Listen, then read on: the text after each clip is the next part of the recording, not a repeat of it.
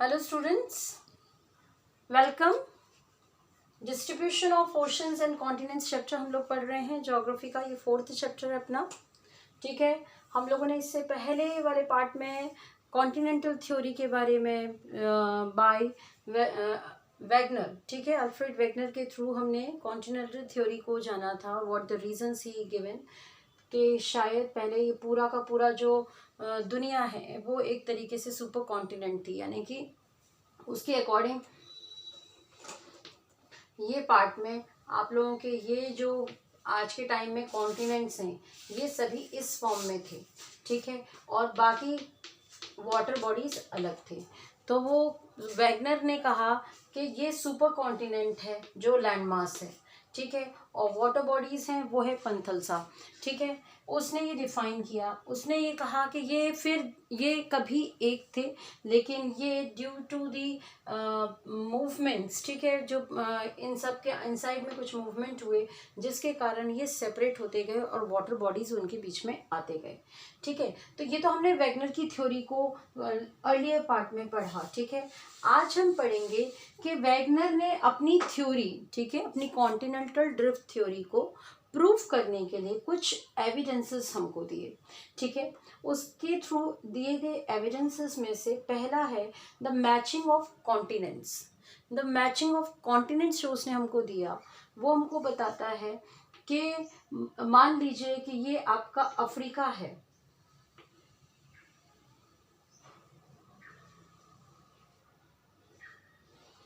ठीक है, ये आपका अफ्रीका है और यहाँ आपका ये साउथ अमेरिका है।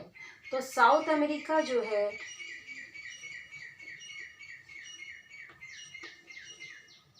ये पार्ट को अगर आप यहाँ एडजस्ट करें, यानी कि उसका कहने का मतलब है कि इस पार्ट को अगर हम यहाँ एडजस्ट करें तो वो पार्ट कुछ इस तरीके से यहीं पर एडजस्ट हो जाता है।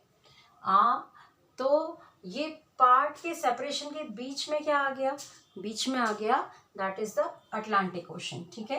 क्या आ गया यहाँ पर आ गया अटलांटिक ओशन, ठीक है। तो ये अटलांटिक ओशन का आना, ये सारी चीजें कॉन्टिनेंटल ड्रिफ्ट थ्योरी के थ्रू दिए।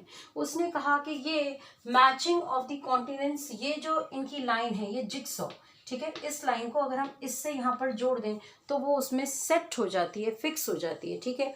तो इस तरीके का fixation he had given the evidences.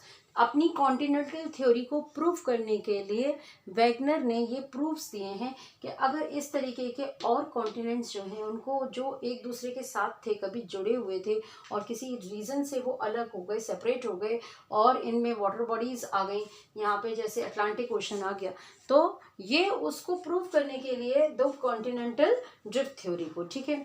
Second reason he give that rocks of same age across the oceans, rocks of the same age. मान लीजिए ये साउथ अमेरिका का रॉकी पार्ट है और ये अफ्रीका का रॉकी पार्ट है, ठीक है। इन दोनों को अगर हम नोटिस करें तो same type of rocks age can be seen, ठीक है।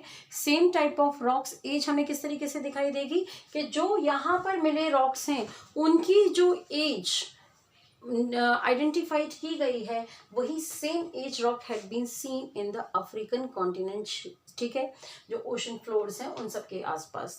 तो वो सेकंड रीजन को प्रूव करता है कि मानो या मत मानो ये एक दूसरे से कनेक्टेड थे, यही नहीं यानी कि वो ओवरऑल लैंड मास के लिए, ठीक है, ठीक है। Rocks of same age across oceans हमने पढ़ लिया। Next is tillite. टिलाइट में बच्चों क्या होता है कि ये सभी जो है ना, हम मैप में जनरली क्या देखते हैं, हम स्ट्रेट देखने की कोशिश करते हैं।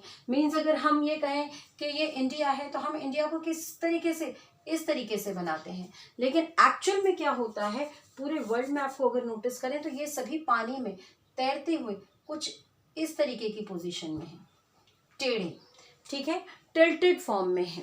ये टिल्टेड फॉर्म जो है ये बताता है कि जैसे ये टिल्टेड है, ये टिल्टेड है, ये टिल्टेड है, यहाँ पर ऑस्ट्रेलिया टिल्टेड है, तो ये सभी टिल्टेड हैं, वो भी कहीं ना कहीं हमको ये बताता है कि ये कभी एक साथ जुड़े हुए थे, उनकी शेपिंग, इनकी डायरेक्शन सब एक ही तरीके के फॉर्म में दिखाई देती है। जैसे अपना इंडिया का गोंडवाना लैंड से यहाँ जोड़ दीजिए, इस वाले पार्ट को नीचे की तरफ आकर ऑस्ट्रेलिया आ जाता है। ऐसे कर कर इनको हम कनेक्ट करते हुए चलते हैं, ठीक है।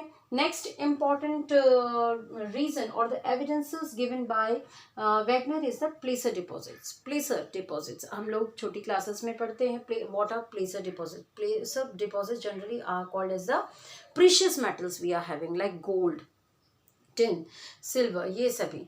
तो ये प्लेसर डिपॉजिट्स कहाँ फॉर्म होते हैं, दैट इज इम्पॉर्टेंट। तो मान लीजिए कि ये अफ्रीका के किम्बरले लेक में या फिर और जो माइंस हैं, गोल्ड माइंस हैं साउथ अफ्रीका में, वहाँ पर गोल्ड माइंस हैं। वही same type of gold mines आपको यहाँ इस एरिया में क्यों मिले, यानी कि इन जैसे साउथ अफ्रीका में गोल्ड माइंस हैं, उसी तरीके से यहाँ इन रीजन्स में भी गोल्ड माइंस हैं। तो जो गोल्ड माइंस यहाँ पर आपको मिल रहे हैं वो यहाँ पर मिल रहे हैं, जहाँ पे यहाँ डायमंड्स वाले पार्ट मिल रहे हैं तो वो भी आपको सिमिलर मिल रहे हैं। वो जो चीज़ें उसके लिए प्रूव करने के लिए काफ़ी हैं कि yes once upon a time they were the together part, ठीक है। ये एक ही पार्ट थे और ये स्प्लिट हो गए। Next the given evidences to us is distribution of fossils. जो रॉक्स में हमें फॉसिल्स मिले हैं वो कोई से भी कॉन्टिनेंट की एज पर जो मिले हैं fossils of the animals, the similar fossils had been found in the other parts also. इसमें हम सिर्फ साउथ अमेरिका, अफ्रीका इसी को एग्जाम्पल नहीं मानकर चलेंगे if we have drawn this, लेकिन हाँ इसके थ्रू हम ये बता सकते हैं कि इन द सिमिलर मैनर जो पूरा का पूरा लैंड था, जब उसने कहा वैगनर ने कहा कि भाई ये तो सुपर कॉन्टिनेंट पेंजिया टूटा तो वो दो पार्ट्स में बना। ऊपर वाला पार्ट आपका ल्यूरेशिया था और नीचे वाला पार्ट जो था वो गोंडवाना था। तो गोंडवाना में जो जुड़े हुए पार्ट थे वो कौन से थे, उसमें हम कहेंगे ये अफ्रीका, ठीक है। एक छोटा सा आइडिया हम ले लेते हैं, Africa was the part of it, ठीक है। फिर उसके बाद में ये आपका अफ्रीका, ये वाला पार्ट अफ्रीका का लोअर पार्ट, ठीक है। ये मेडागास्कर पार्ट भी जो इसी के साथ जुड़ा हुआ था ये, ठीक है। फिर उसके बाद में आप आ जाइए यहाँ पर, ये आप लोगों का इंडियन ओशन, ये इंडिया वाला पार्ट, ये वाला पार्ट, ठीक है। फिर यहाँ से आ जाइए आपका ये ऑस्ट्रेलिया वाला पार्ट, और फिर इन सब पार्ट्स में ले लीजिए दैट इज अंटार्कटिका। तो ये लैंड मास जो था ये गोंडवाना लैंड का हिस्सा था, और ये गोंडवाना लैंड का हिस्सा जो था ये टुगेदर था और ये मूव कर रहा था अपवर्ड की तरफ। तो वहाँ जब ये स्प्लिट हुआ तो इन जगहों पे भी सेम फॉसिल्स मिलते हैं, यहाँ पर भी आपको सेम फॉसिल्स मिलते हैं, जो ये बताने के लिए काफ़ी है कि yes these places are having the similar fossils because they were once upon a time a joint part of a rock, ठीक है। एक चट्टान, एक बड़ी शेल्फ का ये बहुत बड़ा हिस्सा था जो किसी रीजन से टूटा और अलग हो गया।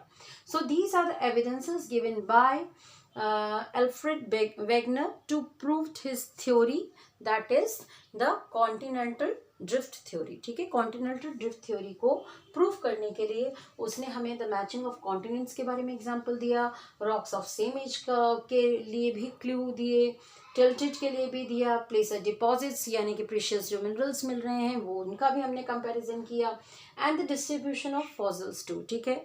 डिस्ट्रीब्यूशन ऑफ फॉसिल्स भी हम लोगों को सिमिलर फॉर्म में मिलते हैं। तो दिस इज होल अबाउट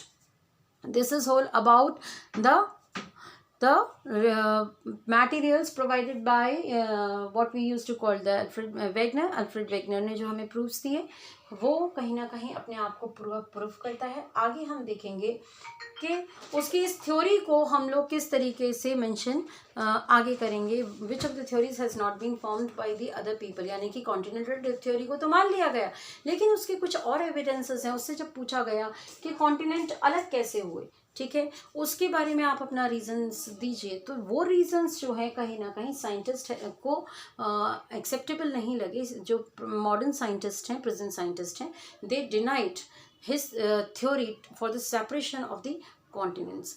ये मान लिया कि वो सुपर कॉन्टिनेंट्स थे लेकिन हाउ दे गेट सेपरेटेड इसको नहीं माना गया, ठीक है। So this is all about the evidences given by Alfred Wegener. Okay बच्चों, नेक्स्ट में हम लोग आगे उसके थ्योरीज को डिनाइड करने वाले जो लोग हैं उनके थ्रू पढ़ेंगे। ओके, थैंक यू बच्चों।